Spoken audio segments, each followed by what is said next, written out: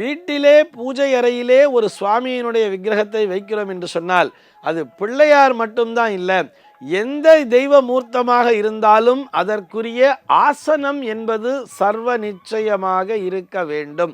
இதைத்தான் நம்ம பூஜை பண்ணும் பொழுது கூட எப்படி சொல்லுவோம்னு சொல்லி பார்த்தோம்னா, ஒரு மஞ்சள் பிள்ளையார் வைக்கும் பொழுது கூட அந்த மஞ்சள் பிள்ளையாரை மஞ்சளில் பிள்ளையார் பிடிச்சி வைக்கும் பொழுது கூட அதில் வெறும் தரையில் வைக்காம ஒன்று ஏதாவது தாம்பாள தட்டில் வைப்போம். அப்படி இல்லைன்னா ஒரு வெத்தலையை வச்சு அந்த வெத்தலையில் மஞ்சள் பிள்ளையாரை வைப்பா தெரியுமா? எதற்காக என்று சொன்னால் அதுதான் அவர்களுடைய ஆசனம்.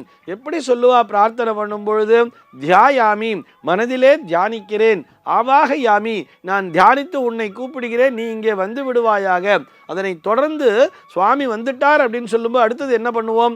ரத்ன சிம்ஹாசனம் சமர்ப்பயாமின்னு சொல்லுவா.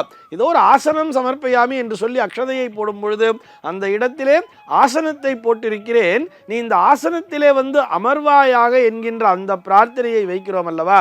இப்படித்தான் எல்லா மூர்த்தங்களுக்குமே